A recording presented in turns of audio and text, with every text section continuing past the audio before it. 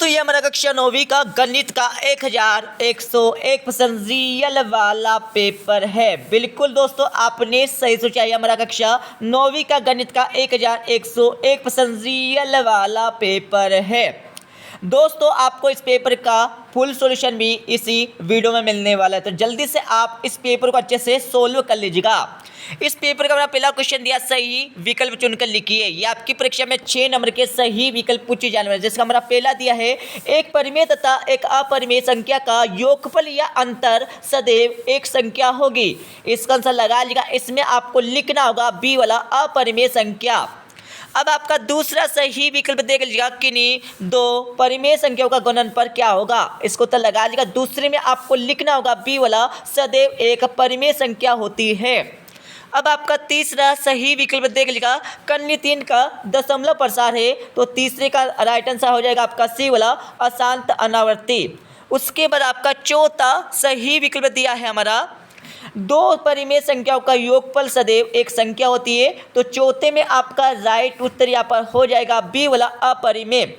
अब आपका पांचवा दिया है, शून्य बहुपद की घात है, तो इसमें आपको लिखना होगा सी वाला परिभाषित नहीं।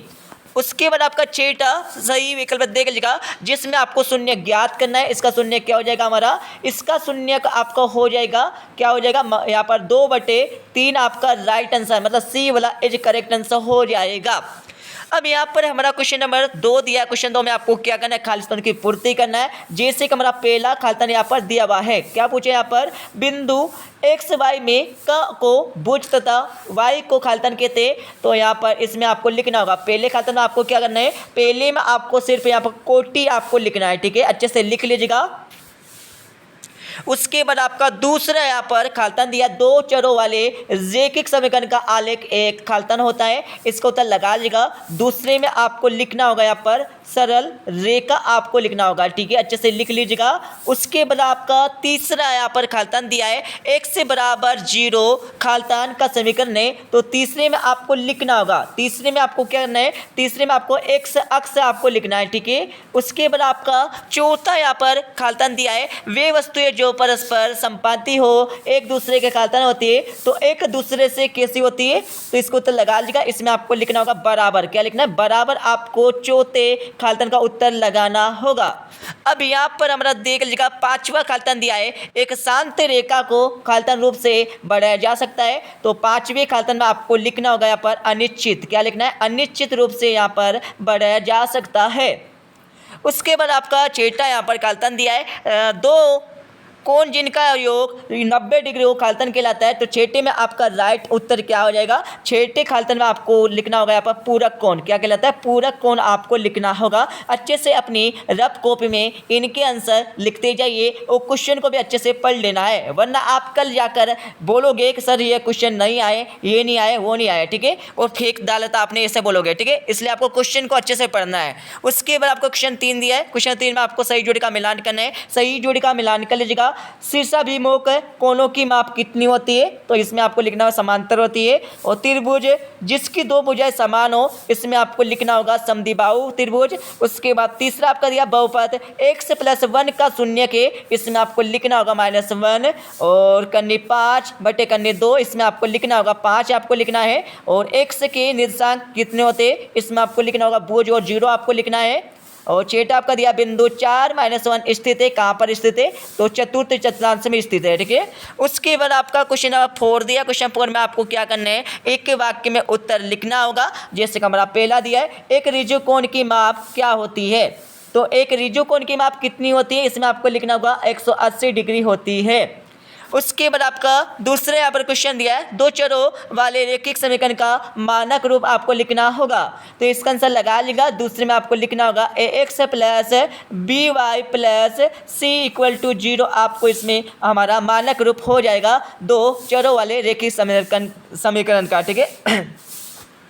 उसके बाद आपका तीसरा यहाँ पर क्वेश्चन हमारा दिया है, एक परिमेय संख्या का दशमलव प्रसाद किस प्रकार का होता है। तो किस प्रकार का होता है, इसमें आपको लिखना होगा कैसा होता है, शांत होता है, शांत आपको लिखना होगा, ठीक है। उसके बाद आपका चौथा आपका दिया है, एक रैखिक बहुपद का आपको उदाहरण, आपको एग्जाम्पल देना होगा। चौथे को उत्तर लगा लीजिएगा। चौथे में आपको लिखना होगा एक्स प्लस बी आपको लिखना है। दोस्तों आपको वीडियो को बिल्कुल भी स्किप नहीं करना है, यदि आपने स्किप किया तो आप इनके आंसर सही से लिख नहीं पाओगे।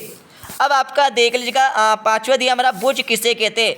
भुज किसे कहते हैं ये आपको बताना है। तो भुज किसे कहते हैं इसका आंसर मैं लिख देता हूँ यहाँ पर, ठीक है। तो थोड़ा इंतजार कीजिएगा। किसी यहाँ पर आपको लिखना होगा किसी बिंदु की वाई अक्ष से, किसी बिंदु की वाई अक्ष से दूरी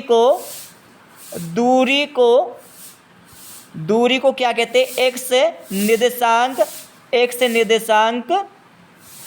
एक्स निर्देशांक अथवा भुज कहा जाता है, ठीक है। तो वापस से सुन लीजिएगा, किसी बिंदु की वाई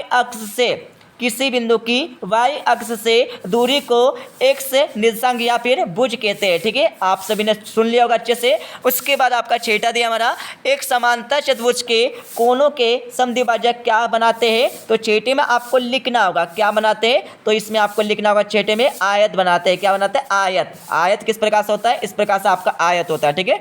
उसके बाद आपका अगला देख लीजिएगा, पांचवा दिया हमारा, सत्य असत्य लिखिए। ये आपकी परीक्षा में 6 नंबर के आने वाले हैं। जैसे कि हमारा पहला दिया हमारा क्या पूछा है, समचतुर्भुज के विकर्ण परस्पर समकोण पर समद्विभाजित करते, बिल्कुल करते, सत्य हो जाएगा। दूसरा आपका दिया, वृत्त की सबसे बड़ी जीवा त्रिज्या कहलाती है, बिल्कुल नहीं कहलाती है। क्या कहलाती है, व्यास कहलाती है, ठीक है। वृत्त की सबसे बड़ी यहाँ पर जीवा कौन सी होती है, व्यास होती है, ये आपको ध्यान रखना है। तो ये हमारा हो जाएगा असत्य हो जाएगा। तीसरा आपका दिया, त्रिभुज का क्षेत्रफल 1/2 आधा इंटू ऊंचाई होता है, बिल्कुल होता है, आप सभी ने पढ़ा होगा, ठीक है। और ये हमारा सत्य हो जाएगा। चौथा आपका दिया है, गोले का आयतन 4/3 पाई आर स्क्वायर होता है। तो बिल्कुल नहीं होता है, ठीक है, क्योंकि कौन सा होता है यहाँ पर लिख लीजिएगा, 4/3 पाई आर क्यूब होता है, ठीक है। ये हमारा गोले का आयतन का सूत्र होता है, बट ये हमारा गलत है, तो इसलिए असत्य हो जाएगा। उसके बाद आपका पांचवा देख लेगा, वर्ग अंतराल 50-60 में 50 वर्ग की उच्च सीमा है। तो बिल्कुल नहीं है, निम्न सीमा है, ठीक है। यहाँ पर 60 हमारी उच्च सीमा होती है, इसलिए भी हमारा असत्य हो जाएगा। उसके बाद आपका छठा हमारा दिया है, प्रत्येक पूर्ण संख्या एक प्राकृत संख्या होती है। तो बिल्कुल नहीं होती है, ठीक है, असत्य हो जाएगा। उसके बाद यहाँ पर छठा क्वेश्चन देख लिया, परिमेय संख्या क्या है। तो परिमेय संख्या क्या होती है, ऐसी संख्या जिसे P/Q के रूप में लिखा जा सके, ऐसी संख्या जिसे P/Q के रूप में लिखा जा सके, उसे हम यहाँ पर परिमेय संख्या कहेंगे, ठीक है। तो क्वेश्चन आपका दिया जिसमें आपको क्या करना है, आपको यहाँ पर 8 कन्नी 15 से 2 कन्नी 3 से भाग देना है। मतलब आपको क्या करना है, 8 कन्नी 15 से आपको क्या करना है, 2 कन्नी 3 से आपको भाग देना है, ठीक है। मतलब आपको 8 कन्नी 15 में आपको भाग देना होगा, यहाँ पर 2 कन्नी 3 से भाग देना है। तो यहाँ पर किस प्रकार से आप देंगे, 2 से आपका हो जाएगा, कितने हो जाएगा, 4, 2 चुका 4 हो जाएगा, ठीक है, सॉरी 2 चुका 8 हो जाएगा। उसके बाद आपका क्या लिखना होगा, यहाँ पर 4 कन्नी 15/3 आपका आ जाएगा, ठीक है।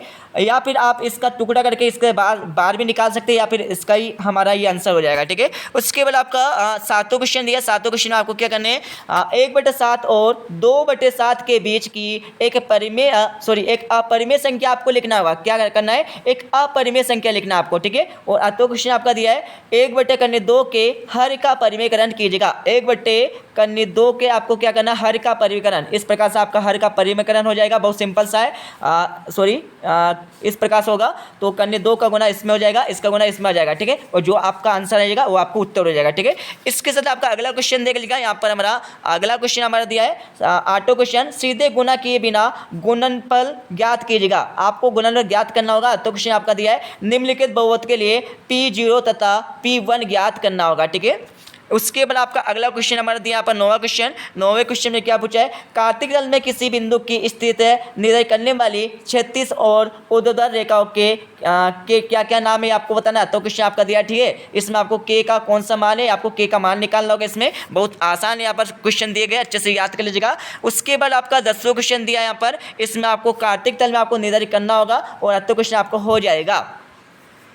उसके बाद यहाँ पर 11वां क्वेश्चन देख ले। 11वें क्वेश्चन में आपको क्या करना है, समांतर रेखा है, क्या है, समांतर रेखा कैसी होती है, ऐसी रेखा जो किसी को यहाँ पर प्रतिच्छेद नहीं करती है, ठीक है, ऐसी रेखा है जो किसी को प्रतिच्छेद मतलब किसी को काटती नहीं है, ठीक है, मतलब किसी को यहाँ पर दुख नहीं देती है, ठीक है, उन्हें हम यहाँ पर समांतर रेखा कहते हैं। अब तो क्वेश्चन आपका दिया है और उसके बाद आपका हमारा 12वां क्वेश्चन दिया। 12वें क्वेश्चन में आपको यहाँ पर क्या करना है, इसका नियम आपको लिखना होगा RSH का, ठीक है, सॉरी RHS का आपको नियम लिखना है। अतो क्वेश्चन आपका दिया है। उसके बाद आपका 13वां क्वेश्चन आपको हो जाएगा, ठीक है, 13वें का यहाँ पर अतो क्वेश्चन दिया है जिसमें आपको वृत्त की परिभाषा लिखना होगा। इसके साथ आपका यहाँ पर 14 क्वेश्चन दिया है। 14वें क्वेश्चन में आपको क्या करना है, सिद्ध करो कि वृत्त के केंद्र से और जीवा के मध्य बिंदु को मिलाने वाली रेखा जीवा पर कैसे होती है, लंब होती है, जीवा पर कैसे होती है, लंब होती है, ये आपको सिद्ध करना होगा।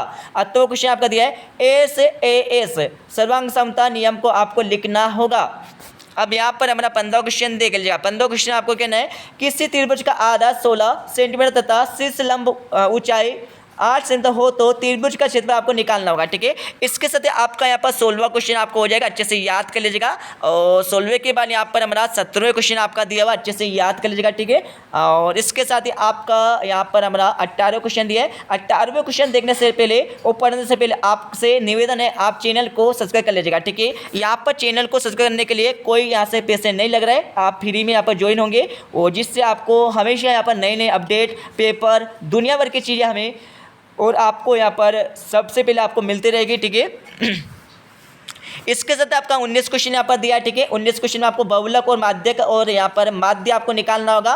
और इसके साथ ही आपका हमारा 20वां क्वेश्चन दिया है। 20वें के बाद यहाँ पर 21वें क्वेश्चन में आपको गुणनखंड करना होगा। यहाँ पर क्या दिया है, x cube minus 2x² minus x plus 2, इसको आपको क्या गुणनखंड इसका करना है, ठीक है। और इसके साथ आपका तो क्वेश्चन हो जाएगा। 22 क्वेश्चन आपका दिया, 23 क्वेश्चन यहाँ पर दिया हुआ है, ठीक है। तो इस प्रकार से यहाँ पर हमारा कक्षा 9वीं का गणित का ये हमारा पेपर कंप्लीट हो जाएगा। पूरा का पूरा पेपर आप अच्छे से याद कर लीजिएगा और हमने आपको इस पेपर को पूरा अच्छे से समझा दिया है, ठीक है, कैसे क्या करना आपको, कैसे क्या नहीं करना है, ठीक है। पूरा का पूरा पेपर हमने आपको समझा दिया, बस आपको इस पेपर को पूरा अच्छे से याद कर लेना है। और हमने 1 से लेकर 5 तक के आंसर भी आपको बता दिया है, ठीक है। मिलते हैं अगले वीडियो में। जब जय हिंद, वंदे मातरम।